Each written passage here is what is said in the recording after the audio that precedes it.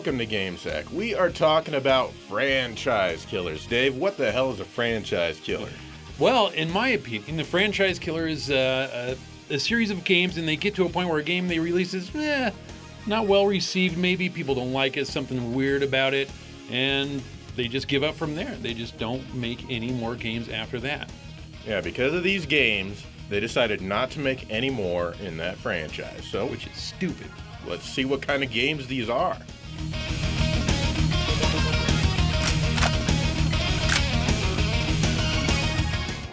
Lunar is a great RPG series that started out on the Sega CD. Some people actually pronounce it as Lunar. Either way is acceptable, or either, whatever you want to say. In fact, this year marks the 25th anniversary of Lunar. Anyway, they're really good games for the 16-bit era with involving stories, good characters, great music, and best of all, very addictive gameplay. The 16-bit versions were awesome, and they even got fantastic remakes for the 32-bit era that got even more love. There's also Lunar Walking School for the Game Gear. This one was only released in Japan. It's different, but it's still kind of cool, and it was also later remade for the Saturn. But the last all-new Lunar game ever developed was Lunar Dragon Song for the Nintendo DS. You're Gian, and you start out just having woken up in the morning. I really like this. No other RPG has ever had the courage to start the game this way. It's fresh and original. And if you don't know how sarcasm works, well, you just heard it. And that's your cue to laugh too, because sarcasm is hilarious. Anyway, you have to locate your friend Lucia, and the two of you are package couriers. No, this Lucia isn't the Lucia from Eternal Blue, as this game takes place 1,000 years before the Silver Star. Your first mission is to deliver a package to the next town, but along the way it gets stolen. And yep, now you need to save the entire world. You'll notice that the characters walk really slow. Too slow. Fortunately, you can just hold down the B button to run. Wait, look at that. Your HP drains as you run. Why? And if it gets too low, you won't be able to run even if you want to. Why they made it like this is beyond me. Maybe they just hate the players. Don't hate the players, man, hate the game. So you'll end up walking to a lot of places, at least until you get your level way up. And to do that, you fight battles. There's no random battles here. You can see things walking around and avoid them if you want. The battles themselves aren't bad. You can do them manually or they have an auto option, but either way, they're fun. But you'll soon find out that you only get items and no experience as you win fights. Why? Because you need to tap Gian's face on the bottom screen to enable Virtue Mode. Fighting battles with this enabled will let you earn experience. But when in non-Virtue Mode, you can even find cards to use in battle, such as this one which poisons all of the enemies. Why you have to do it one way or the other is very puzzling, and you can tell right away that this game doesn't have its act together. If you want to escape from the battle, you'll have to yell at your DS, which is stupid. Oh, come on, fail to escape. The good thing is that you can hold down the R button to speed up the battles, and amazingly, this doesn't even cost you any hit points. I'm actually blown away by that. The towns in the overworld are interesting. You don't actually walk around. Instead, you select areas from the touchscreen and automatically go there. Or you can just move your guy around with the D-pad. Doing it this way will let you look around the overworld, but you won't be able to visit any place that doesn't have its own square. The touchscreen can be useful, but you don't need to use it. That's because all the functions are mapped to normal control, so you never really even need to touch the filthy thing. Speaking of the touchscreen, all of the dialogue happens there, and this is the case with a lot of DS games. Of course, as with any RPG, there's plenty of stuff to buy and sell. The menu system for setting all this up and equipping your characters isn't as smooth or as clear as I'd like it to be, but once you get used to it, it's okay. The visuals of the game aren't bad. They look like a typical JRPG squished and crammed onto the DS's tiny screens. Though some of the character art looks a bit amateurish to me. I see lots of not very talented people try to draw anime characters that look just like this. The music is okay, but not really memorable, certainly nothing compared to the original games. Overall, Lunar Dragon Song is not quite as bad as its reputation would lead you to believe, but it's not really worthy of the Lunar name. It certainly doesn't feel like a proper Lunar game, as it basically does everything different. There are references to stuff that Lunar fans will be familiar with, like the dragons, the Dragon Masters, and whatnot, but a lot of it seems like an afterthought at best. The game can be kind of tedious, and it does get boring. There were Lunar games released after this one, but they've all been remakes of the original games. Apparently nobody dares to make a new Lunar game. Not anymore, not after this.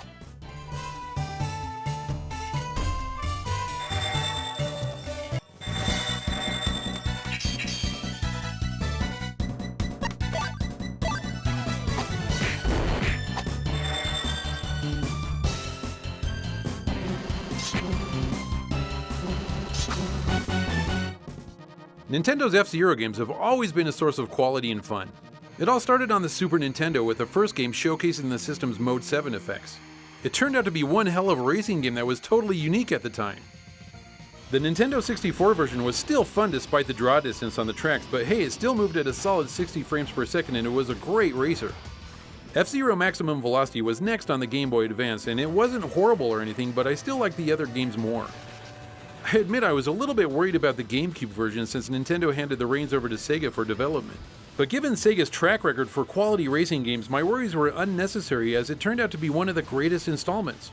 Its only downfall is that it's stupidly difficult but still highly entertaining. And after that, it all went downhill with the release of F-Zero GP Legend for the Game Boy Advance. This is the last F-Zero released in the West. GP Legend is a game based off of the F-Zero anime that was out at the time. I haven't seen it, and nor do I really care to see it as I'm just here to play the game. And the game looks and plays very similar to the Super Nintendo version with a few additions. I've always liked how the Super Nintendo game looks, so the graphics here are very appealing to me. There's a bunch of different game modes that you can choose to play through, including a story mode. In this mode, you do a bunch of missions which include a short half-lap to a full-on 5-lap race, all while following a story. Needless to say, I didn't play this mode much as I really don't care for an F-Zero soap opera. But that soap opera is to be expected since it's based off the anime, I guess. The Grand Prix is where you'll spend most of your time. That is until you get sick of the game's major flaw, and probably what ultimately turned people away from the series. And that flaw is the horrible pinball effect.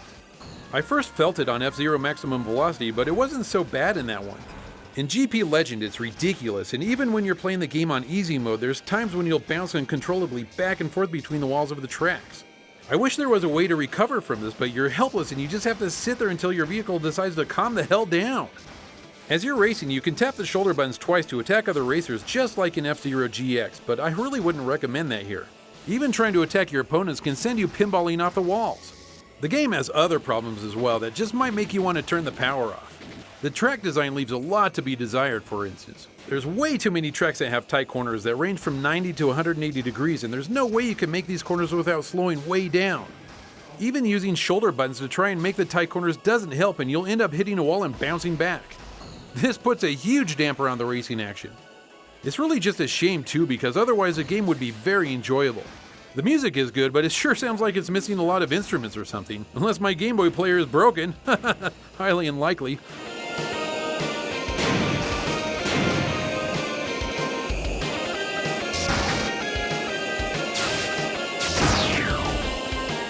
The very last F-Zero game was F-Zero Climax, which was released only in Japan for the Game Boy Advance. This one plays a lot like GP Legend in many ways. You still have the attacks and whatnot that you can do. I never really find these very useful, but I try to do them anyway. But out of all the Super Nintendo flat-style F-Zeros, this one sure looks the best. In fact, it looks really colorful and stylish. The pinball action is still here, but I didn't find it as frustrating in this one. Some levels don't even have walls that you can bounce off of. And since the game has no brakes, you've got to be careful. Nintendo didn't have enough confidence to release this one outside of Japan, and it seems that they've lost all confidence in the series. So is that the last we'll ever see of F-Zero? I hope not, because in Mario Kart 8 there's a couple of F-Zero tracks that are really fun to play on, and it gets my hopes up high that maybe again we'll have another entry into the series.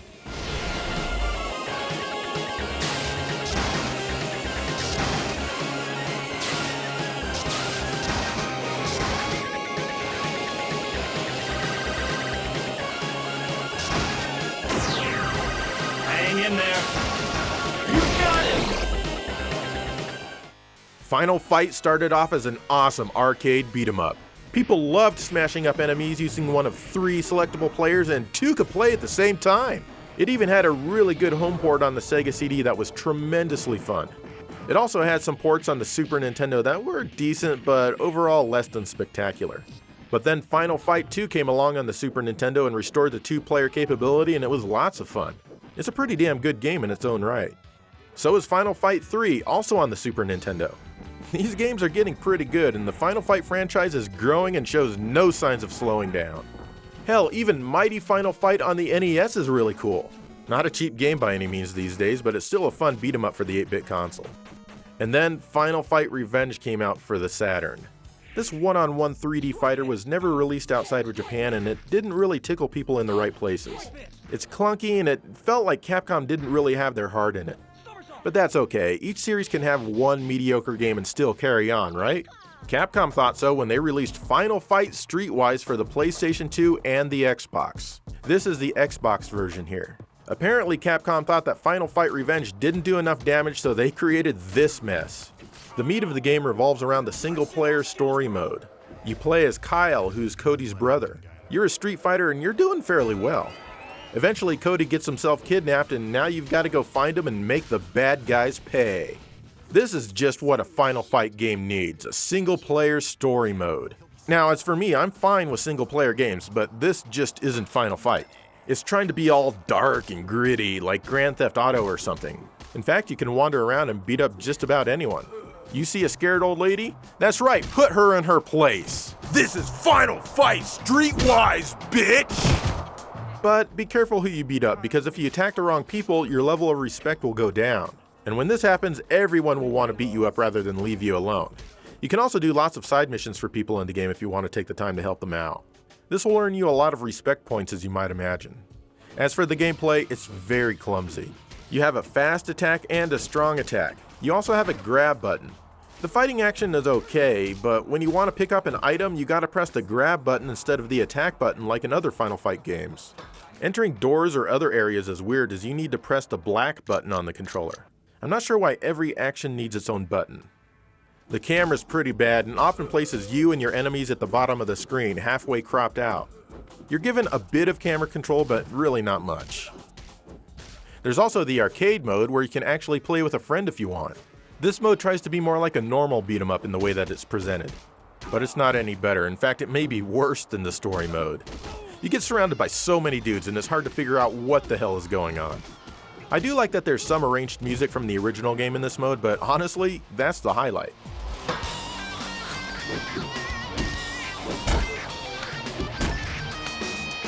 The music in the rest of the game is trying to be urban and gritty with lots of rap and stuff. The graphics aren't tremendously well done. For one, even the Xbox version only runs in 480i. That's right, interlaced. No progressive features. And that's extremely odd for a game on this console. What the hell, Capcom? Now, what's really weird is that the original Final Fight, which is included as a bonus, runs in 480p. And too bad it barely runs at more than 20 frames per second. I mean, look at this. The emulation here is horrible. You might want to play it on the Capcom Classics collection instead. Overall, I'm not really sure what this game is trying to be. I'm not even sure if Capcom knew. All I know is that this is the last time we ever saw a Final Fight game. And talk about tarnishing a reputation. Have it your way. What the? What? Hey, let me go! No! You don't understand! If I talk, I'm a dead man! Come on. I don't want to have to keep this up all day. What the? What? Please, no! Alright, we're back and... What the hell, Dave? I mean... Yeah, it's a head scratcher. I mean, it's like, why? Why you make one bad game? I mean, then you just drop it? Why give up, you losers? Yeah, I mean, granted, Final Fight Streetwise is pretty damn bad, but, come on, we could use a real one these days. Yeah, another Final Fight. A real good one. Yeah. Anyway, we've got more coming up. Check it out.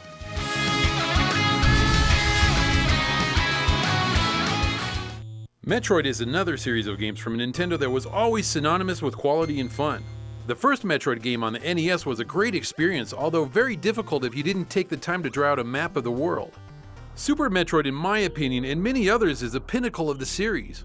It does everything right with great exploration, graphics, music, and controls. It truly is one of the best games of that generation. When Nintendo decided to hand the reins over to Retro Studios for a new trilogy of games, I was very nervous for what was going to happen. An unknown studio at the time was given a chance to prove their quality.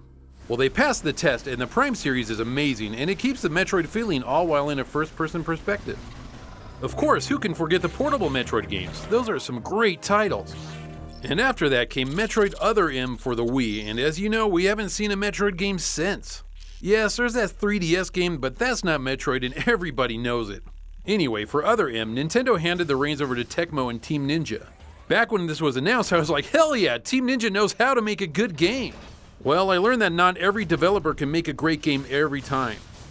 Metroid Other M, while on the surface looks good, it has more than a few problems. My first problem comes with the storyline. As you know, I'm not one that really cares about story, but when they portray Samus as a subordinate, it kind of pisses me off. To me, a bounty hunter doesn't take orders from anybody ever.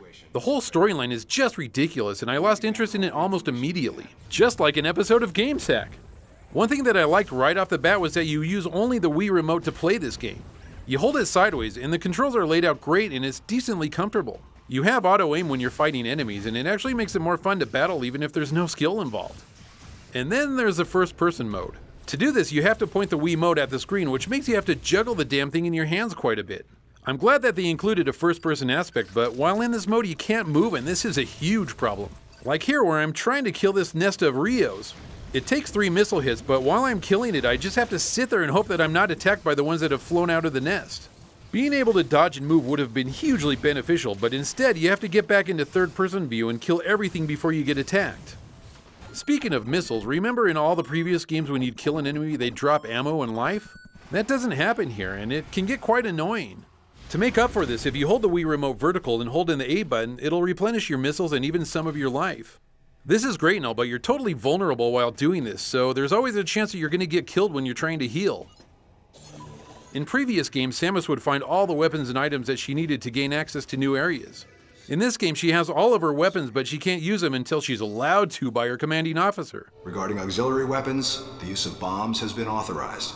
Again, all throughout the game, this just reminds me that you're playing as a subordinate. Oh, thank you, kind sir, for letting me use my bombs now. It's so annoying.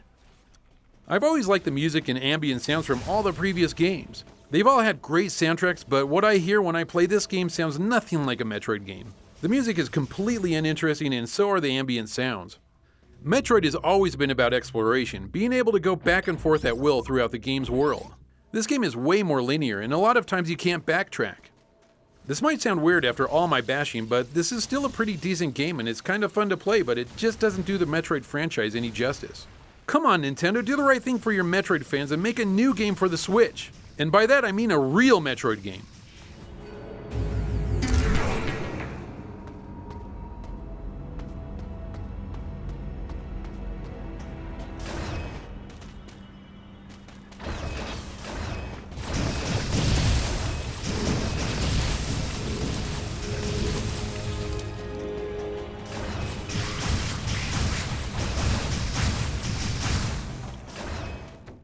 Golden Axe first appeared in the arcades in 1989.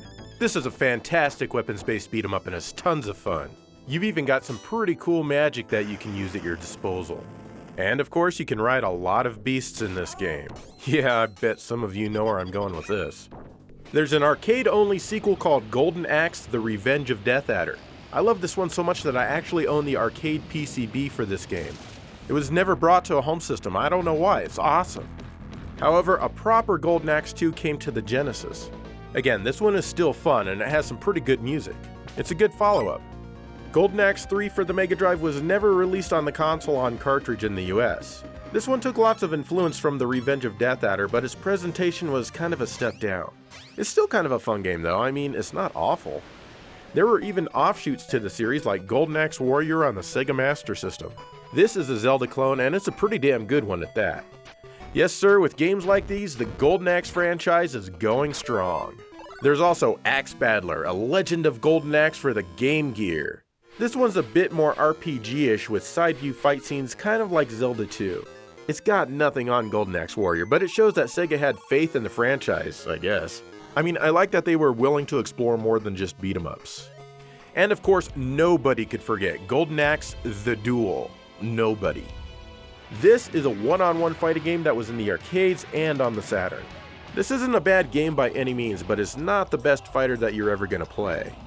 A beat-em-up turned into a one-on-one fighter, just like Final Fight Revenge. What could possibly come next? Well, in 2008, Golden Axe Beast Rider was released for the Xbox 360 and PS3. This is the Xbox 360 version. This single-player game doesn't have good reviews, and I went in expecting to hate it immensely. Well, at first I thought the game was almost okay. You play as Tyrus. Yes, that Tyrus from the original game. I don't really know what's going on as the story is pretty boring. However, it seems like a giant white dragon is trying to burn you to a crisp.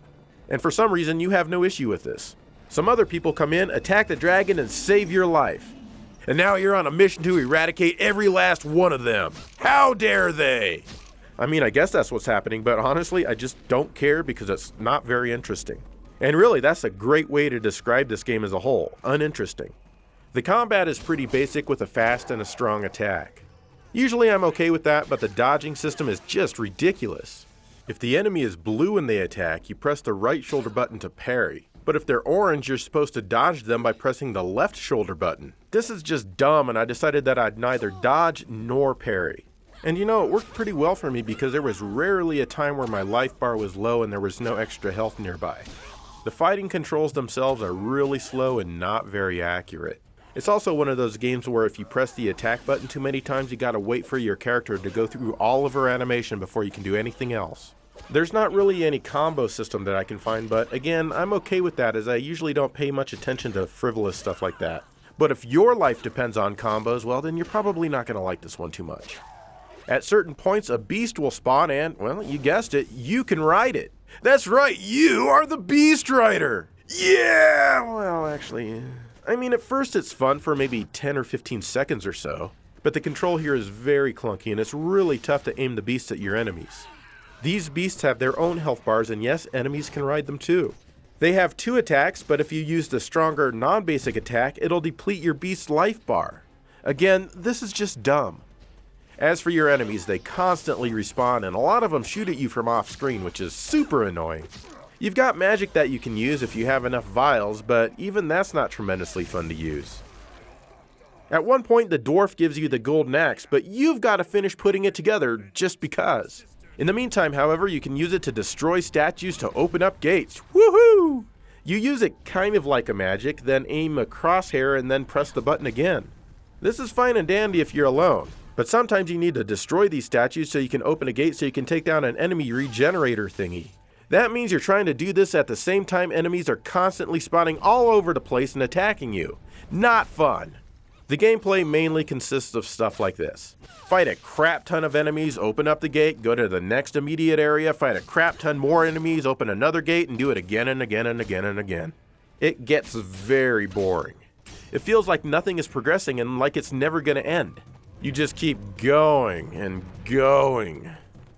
The visuals are slightly above mediocre. I mean, nothing looks offensively bad or anything, but a lot of the enemies blend in with each other in their design. There's not a lot of enemy variety here.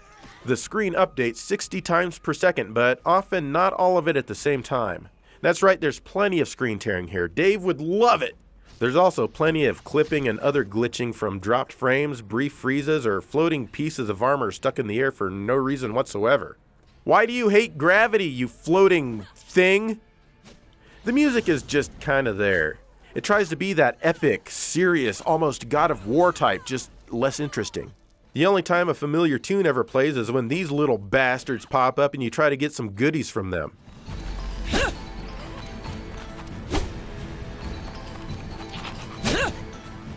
In all honesty, I ended up turning the game off because of boredom. Now Sega's probably convinced that Golden Axe just can't work in the modern era. This game was made by Secret Level, the same folks who developed Final Fight Streetwise. I suppose the lesson to be learned here is not to give these guys your franchise if you want it to live. And guess what? Sega eventually bought Secret Level because, well, let's face it, these days Sega is stupid. There's just no two ways about that.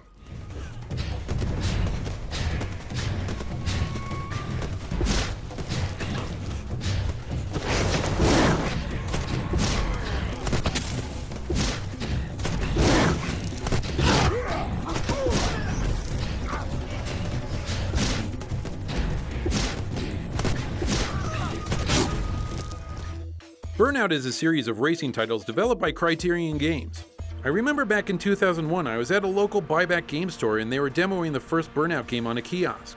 I played it and after just 5 minutes I knew I wanted to buy this game, and you know what, I did. What an easy sale that was. The concept of Burnout was new and exciting. While racing 3 laps around a huge course, you'd get bonus points by having near misses with other cars or by driving against oncoming traffic. If you do get into an accident, then you're rewarded with money for how awesome it is. Back then, the slow-mo of an accident was really fun to watch, but now I've seen it so much it really is nothing special. The series continued adding new features with each release, with every game getting better and better. It ultimately climaxed with Burnout Paradise. This was the ultimate Burnout experience, which included an open world aspect. To start a race, all you had to do was just drive up to an intersection and hit the L2 and R2 buttons. Or you could just drive around looking for huge jumps to get as much air as possible. The accidents were still here and the possibilities seemed endless. Everything about Paradise was perfect. My only complaint, as minor as it is, I began to hate hearing Paradise City by Guns N' Roses at the title screen, so I'd always mute the game until I actually started playing. But something went horribly wrong after Burnout Paradise, as then they released Burnout Crash. This is a downloadable only game for the Xbox 360, PS3, and even iOS. I'm playing the PS3 version here. This was not the logical progression for the series and could probably be attributed to the doom of Burnout.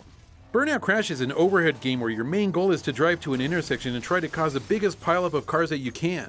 There's 3 different modes of play, but ultimately you'll always be doing the same thing. In Road Trip, you cause a pileup that will fill the meter on the top left of the screen. Every time you fill the meter, a crazy special feature will happen. These start out small, but when you fill the meter multiple times, you'll get a level-ending feature like a plane landing on the street or a tidal wave. The only thing that can hurt you is if you let 5 cars escape without getting destroyed. The next mode is called Rush Hour, where you have 90 seconds to cause as much damage as possible. This includes cars and also buildings along the side of the road. When you run out of time, your car will explode, causing more damage. There's been many times that I wish that I was in the car when it exploded, well, or at least Joe, because this mode is extremely boring. Hey! What? You want me in that car? You want me to die? Is that what? Sometimes, yeah. Oh, don't act like you don't want me to die sometimes. The final mode is called Pileup, and in this one you have to cause the most expensive pileup ever with very little traffic. At the end, if you can build up the multiplier, you can keep damaging cars and buildings to rack up a huge score. Huge! So basically you're doing the same thing in every mode, and that's causing a huge pileup of vehicles. There's not a lot to this game, and Road Trip is easily my favorite mode to play. I like building up that meter so something huge comes in and ruins everything.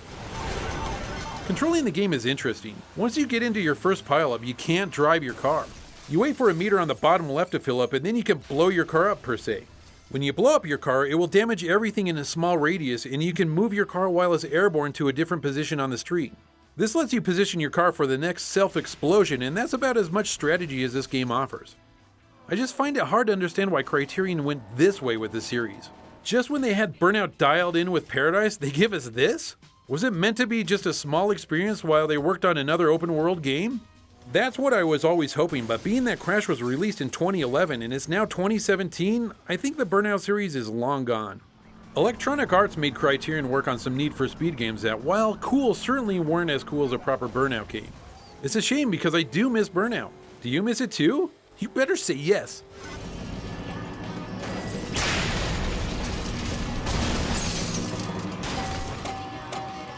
Bulldozer. Make way coming through. Nice. Push it real good. All right, there we have it. 6 franchises that, we really haven't seen anything from them. I mean, granted, we've seen some stuff from Metroid, but like that Blast Ball and Federation Force, those aren't Metroid games. I don't even count those because I didn't even buy them. Yeah. For one, I don't care about that crap. And they're not real Metroid games. Right. And like So the those Lunar don't. games are just remakes, the ones they've released after Dragon Song. Yeah. So, but anyway, regardless, what are some of your favorite franchises that have been killed by a certain game, and why do you think they stopped making games for it? Yeah. And Is let's all it- write big petitions and, so we can get some of these games back on. Yeah, that works. Yeah, big time.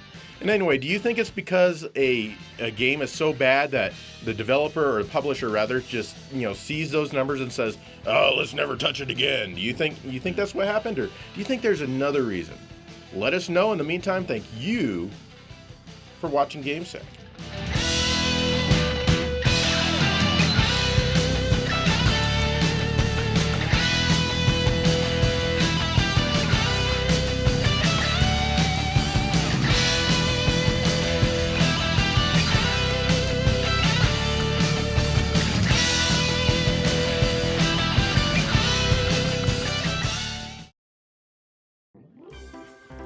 Joe, where have you been? I've been looking everywhere for you. Dave, you should know that I'm standing in front of my Genesis games for absolutely no reason after the end of every single episode. I do know that. That's my fault, sorry. Anyway, I know your Golden Axe collection is almost complete. You're just missing one title, and I'm going to give it to you here today for your service on GameSack. Golden Axe Beast Rider.